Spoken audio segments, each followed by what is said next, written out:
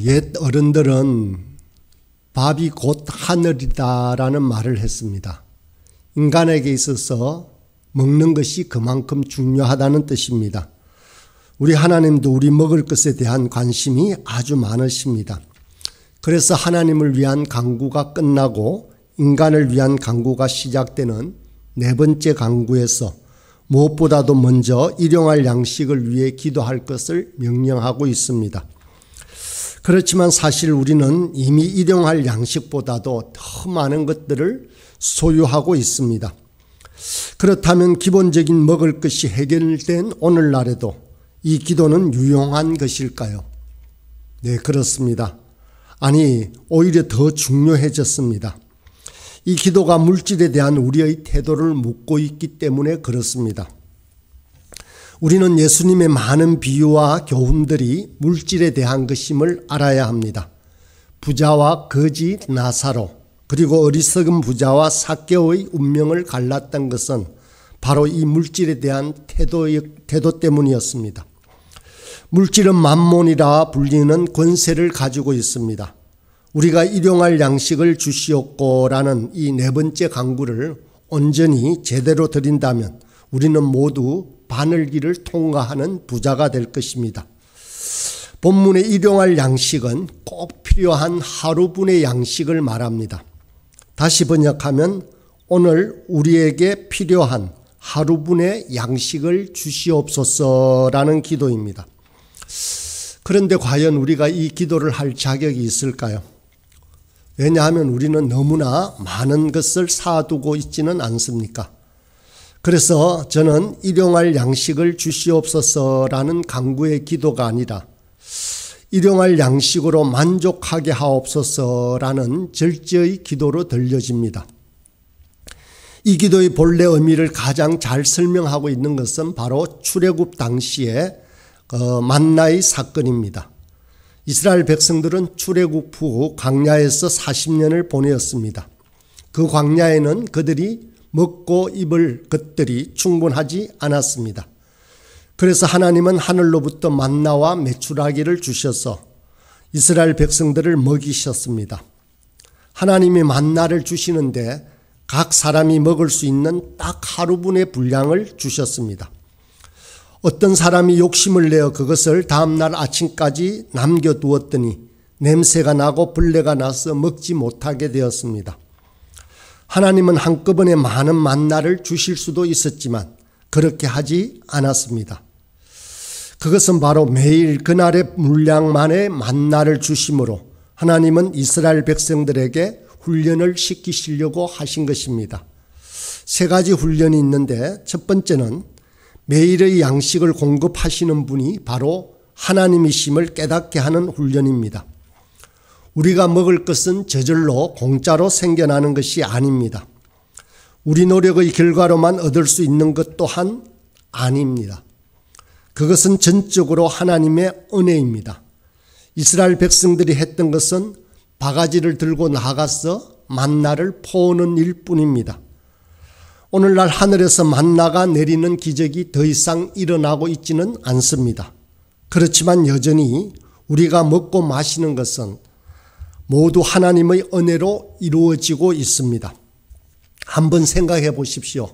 우리의 생명은 누구의 것입니까? 곡식 씨앗과 땅이라는 환경을 만든 분은 누구십니까? 적절한 때에 햇빛과 비를 내리신 분은 또한 누구십니까? 우리가 가진 각종 지혜와 재능 또한 우리 노력으로 얻은 것만은 결코 아닙니다. 하나님은 만나 사건을 통해서 이것을 가르쳐 주시고 있습니다. 그런데도 감사를 모르고 내가 벌었으니 내 마음대로 써도 된다라고 생각하면 뻔뻔한 짐승과도 같다라고 할 수 있을 것입니다. 그러므로 우리가 식사할 때마다 하나님 이 음식을 주셔서 감사합니다라고 기도하는 것은 지극히 당연한 일입니다. 오늘날 우리에게 일용할 양식을 주시옵고라고는 기도를 통해서 우리는 매일 우리에게 한 끼 식사를 먹이시는 분이 바로 우리 하나님이심을 고백하고 있습니다. 두 번째는 우리에게 하나님의 말씀으로 사는 법을 가르치기 위해서 이 기도를 가르쳐 주셨습니다.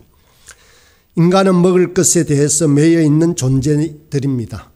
물질에 대한 두려움 때문에 때로는 비겁해지기도 하고 때로는 하나님 말씀조차도 무시하기도 합니다. 먹는 문제는 정말 중요한 문제입니다. 하나님의 주된 관심도 우리 먹을 것에 대한 문제입니다. 그런데 문제는 이 물질을, 이 먹을 것을 얻는 방식입니다. 이스라엘 백성들은 우상에게 절해야 풍요로울 수 있다라고 생각을 했습니다. 비록 노예 신세지만 애굽에 거할 때 더 배불리 먹었다라고 생각을 했습니다. 오늘날도 서로 속이고 경쟁하고 남을 딛고 서야 물질을 얻을 수 있다는 물질주의적인 세상이 지배를 하고 있습니다. 정도를 쫓아 살면 가난하게 된다. 정직한 자는 손해를 보게 된다라는 잘못된 가치관이 만연해 있습니다.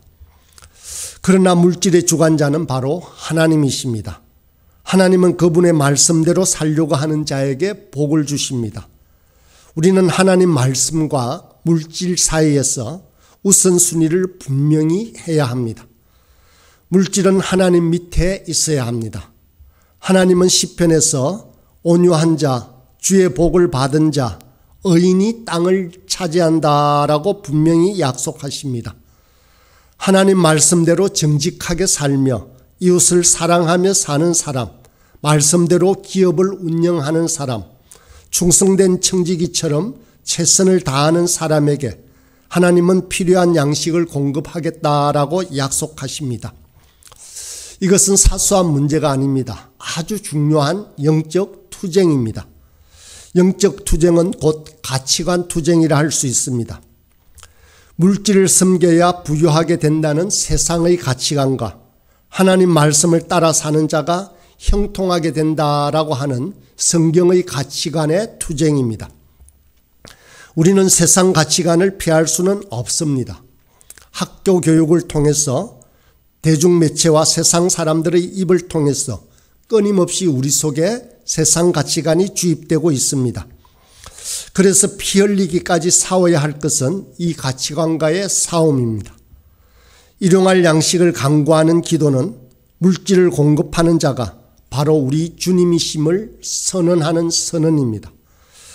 하나님 말씀으로 사는 자가 일용할 양식으로 배불리 먹고 형통하게 된다라고 하는 선언을 하고 있는 것입니다. 사람이 떡으로만 사는 것이 아니라 하나님의 말씀으로 산다라고 하는 우리 간의 다짐이기도 합니다. 세 번째는 일용할 양식으로 만족하는 삶을 가르치기 위해서입니다. 우리들의 문제는 너무 많이 쌓아둔다는 데 있습니다. 더 이상 자기에게는 불필요한데도 자꾸 쌓아둡니다. 세상은 먹을 것이 한정되어 있습니다. 한쪽에 쌓아두기 시작하면 다른 사람은 굶주리게 되어 있습니다. 물질을 끊임없이 축적하려는 사람은 물질의 노예가 되는 것입니다. 곡간에 곡식이 가득하면 안심하고 그렇지 않으면 불안해합니다. 누가복음 16장에 나오는 어리석은 부자의 모습이 바로 그렇습니다. 부자는 그해 소출이 풍성해서 곡식을 쌓아둘 곡간이 없을 지경에 이르렀습니다. 이 부자는 곰곰이 생각하다가 지금의 곡간을 헐고 더 크게 짓고 모든 곡식과 물건을 그곳에 쌓아두기로 합니다. 이 모든 일을 마치고 그 부자는 스스로 만족하며 이렇게 말을 합니다. 여러 해 쓸 물건을 많이 쌓아두었으니 평안히 쉬고 먹고 마시고 즐거워하자. 주님께서는 이 부자에 대해서 어리석다라고 말씀하십니다. 왜냐하면 오늘 밤 그 목숨을 취해가면 그 예비한 것들이 다 다른 사람의 것이 되기 때문입니다. 그런데 사실 주님께서 어리석다라고 말한 부자는 요즘 현대인들이 닮아가고 싶어하는 부자를 말합니다. 사람의 평가보다 주님의 평가가 훨씬 정확합니다. 최종 심판자는 주님이시기 때문에 그렇습니다. 이 부자가 어리석은 이유는 두 가지입니다. 하나는 자기를 위해 재물을 쌓아두고 하나님에 대하여는 부요하지 못했기 때문입니다. 하나님께 부요하게 된다는 것은 곧 가난한 이웃을 향한 선행과 구제를 말합니다. 다른 하나는 가난한 자를 외면했기 때문입니다. 누가복음의 부자와 거지 나사로 비유해서 부자가 지옥에 간 이유는 다름이 아니라 자신은 화로에 연락하면서도 가난한 나사로는 외면했기 때문입니다. 엄부에서 고통 중에 있는 이 부자를 향하여 하늘의 아브라함은 이렇게 말합니다. 예, 너는 살았을 때에 좋은 것을 받았고 나사로는 고난을 받았으니 이것을 기억하라. 이제 너는 여기서 위로를 받고 너는 괴로움을 받으리라. 현대는 과소비를 조장하는 사회입니다. 과소비에 행복이 있고 많이 쌓아놓아야 영원히 구원받을 것 같은 착각을 불러일으킵니다. 물질의 노예가 된 우리들의 영혼도 문제지만 더 큰 문제는 우리가 쌓아놓기 때문에 다른 사람이 굶주리게 된다라는 사실입니다. 선진국에서는 곡식이 남아 돌아갈 정도로 많아서 갈아엎고 있습니다. 심지어 바다에 버리기까지 한다라고 합니다. 그러나 가난한 나라에서는 지금도 수천만 명의 사람들이 심각한 기아 상태에 빠져 있습니다. 우리 삶에 필요한 것은 단순함입니다. 특별히 물질 소비에 있어서 소박한 삶이 아주 필요합니다. 오래전에 나왔던 책 중에 세계가 만일 100명의 마을이라면이라는 책이 있습니다. 이 책 중에 물질과 관련된 부분은 다음과 같습니다. 세계가 만일 100명의 마을이라면 20명은 영양실조요, 1명은 굶어 죽기 직전입니다. 그런데 15명은 비만입니다. 80명은 적정 수준 이하의 주거 환경에 살고 있습니다. 6명이 이 마을의 모든 부의 59%를 차지하였습니다. 자가용을 가진 사람은 100명 중 7명 안에 드는 부자입니다. 겨우 단 1명만 대학 교육을 받았고 컴퓨터를 가진 사람은 2명입니다. 14명은 글도 읽지 못합니다. 이렇게 생각하면 좋은 집에 살고 먹을 게 충분하고 이 글을 읽을 수 있는 사람이라면 아주 선택받은 사람입니다. 거기다 컴퓨터까지 가지고 있다면 굉장한 엘리트입니다. 냉장고에 먹을 것이 있고 몸에 옷을 걸쳤고 머리 위로는 지붕이 있어 잠잘 곳이 있는 사람이라면 이 세상 75%의 사람보다 더욱더 풍요로운 삶을 살고 있는 것입니다. 우리나라도 물질적으로는 과거와 비교할 수 없을 정도로 풍요로워졌습니다. 그렇지만 우리의 삶은 오히려 세상 옛날보다도 더 각박하고 여유가 없어졌습니다. 물질에 대한 욕심은 끝이 없습니다. 물질은 소유하면 할수록 우리를 더 목마르게 만듭니다. 주님께서 우리에게 일용할 양식만을 위해 기도하라고 가르치신 까닭은 우리로 물질에 대한 자유로운 인생이 되길 원해서입니다. 오늘날 우리에게 일용할 양식을 주시옵고라는 기도에서 일용할 양식이 필요한 사람이 나가 아니라 우리라는 점에 주목해야 합니다. 나는 일용할 양식으로 배불림을 받았습니다. 그렇다면 나의 기도가 끝난 것일까요? 아닙니다. 일용할 양식이 필요한 사람은 나가 아니라 우리입니다. 나와 함께 있는 사람, 내 이웃이 일용할 양식으로 만족하기까지는 우리 기도가 다 응답된 것이 아닙니다. 초대교회의 공동체가 그러했습니다. 초대교회에서는 일용할 양식으로 굶주린 사람이 없었습니다. 그 이유를 이렇게 밝히고 있습니다. 사도행전 4장 34절 35절입니다. 그 중에 가난한 사람이 없었어 밭과 집 있는 자는 팔아 그 판 것의 값을 가져다가 사도들의 발 앞에 두매 그들이 각 사람의 필요에 따라 나누어 줌이라 라고 말씀합니다. 주기도문대로 살았던 초대 교회는 많이 가진 자가 자기의 것을 내어놓았고 없는 자는 그것을 먹음으로 서로의 필요를 채워 주었던 것입니다. 우리가 이 나눔의 정신만 회복한다면 세상에 굶주리는 사람은 없을 것입니다. 그런데 한쪽에서는 먹을 것이 남아 돌아서 버리고 살이 너무 쪄서 체중 조절을 위해 헬스장에서 비지땀을 흘립니다. 반면에 다른 한쪽에서는 먹을 것이 없어 굶주리고 영양실조의 상태입니다. 멀리 갈 것도 없습니다. 우리 동포인 북한이 그렇습니다. 북한군의 평균 신장은 2014년을 기준으로 165cm이고 체중은 50kg에 불과합니다. 한국군은 이에 비해 약 10m 이상 더 크고 몸집도 15kg 이상 차이가 납니다. 북한 어린 아이들은 약 40%가 발육부진의 상태입니다. 북한은 항상 식량이 부족합니다. 반면에 대한민국은 살이 남아돌고 있습니다. 살 재고량만 100만 톤이 넘어간다고 합니다.